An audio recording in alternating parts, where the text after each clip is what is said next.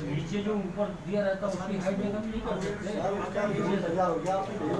केवल ये होता बिना पेड़ का बड़ा ही लगा तो पूरा ऐसा भी तो लगना चाहिए कि हाँ रावण दहन हुआ। जॉइन करना बाकी सब कुछ उसके अलावा उसका कुछ भी नहीं हो सकता कि अपन उसकी हाइट कम करें तो पेड़ खत्म हो सकते, पेड़ खत्म करोगे तो रावण ही बचेगा। तो और क्रिटिसाइज का मैटर बन जाएगा।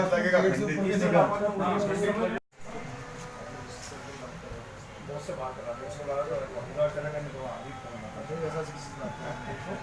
तो खास नहीं वैसा से बात कराएंगे उनके साथ बात करेंगे। अपने स्तर का मामला ही है, लेकिन आपके स्तर का हमारे स्तर का मामला है।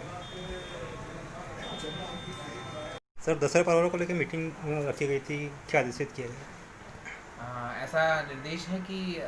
कोरोना महामारी के चलते जिससे पूरा विश्व जूझ रहा है, नागदा भी अछूता नहीं है, तो जो रावण दहन का कार्यक्रम होगा वह केवल प्रतीकात्मक रूप में मनाया जाएगा और किसी प्रकार से भीड़ को इकट्ठा नहीं होने दिया जाएगा। सभी नागदा वासियों से निवेदन रहेगा हमारा पुलिस और प्रशासन का कि वह घर पे बैठकर ही लाइव टेलीकास्ट के माध्यम से रावण दहन का कार्यक्रम देखें। आज थाना नागदा में दशहरा उत्सव समितियां जो 2 हैं यहाँ पे, उन सभी गणमान्य सदस्यों को आमंत्रित किया गया था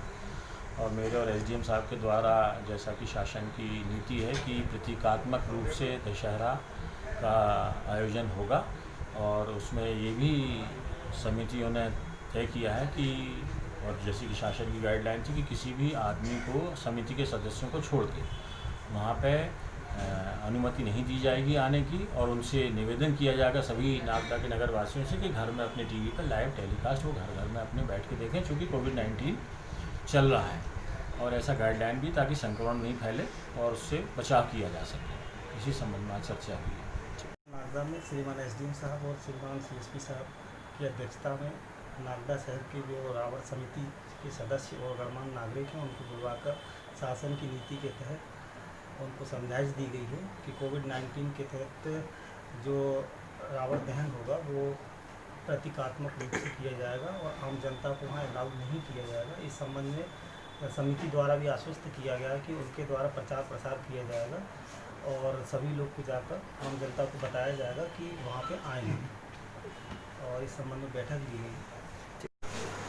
आज दिनांक को थाना परिसर में दशहरा उत्सव समिति के आयोजक सदस्यों की बैठक की गई और समझाइश दी गई कि कार्यक्रम जो है वो शॉर्ट हो और कोई पब्लिक की उपस्थिति नहीं हो, कोरोना चल रहा है, बात का ध्यान रखा जाए। मेरी समस्त नागदा वासियों से निवेदन है और एक अपील की जाती है कि कृपया करके रावण दहन कार्यक्रम जो है टीवी पर अपने अपने घरों में ही देखें और पालन करें कोविड नियमों का, साथ ही साथ अपने अपने परिवार की रक्षा करें। चूँकि रावण दहन प्रतीकात्मक है और छोटा ही रहेगा, इसलिए कोई अपने मैदानों में ना आए और कोविड नियम का पालन करते हैं, सुरक्षित रखें अपने आप को। धन्यवाद। आज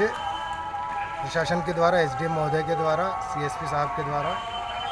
मंडी थाने में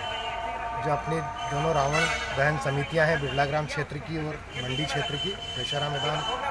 के जो रावण जलता है और बिरला ग्राम में जो खेल परिसर में रावण दहन होता है, उन दोनों समितियों की बैठक को लेकर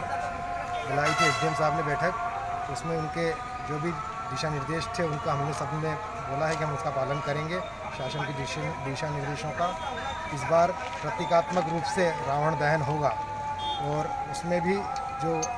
शासन के जो दिशा निर्देश हैं कि जितनी संख्या उपस्थित होगी उससे ज़्यादा संख्या में कि आम पब्लिक के आने के लिए प्रतिबंधात्मक जो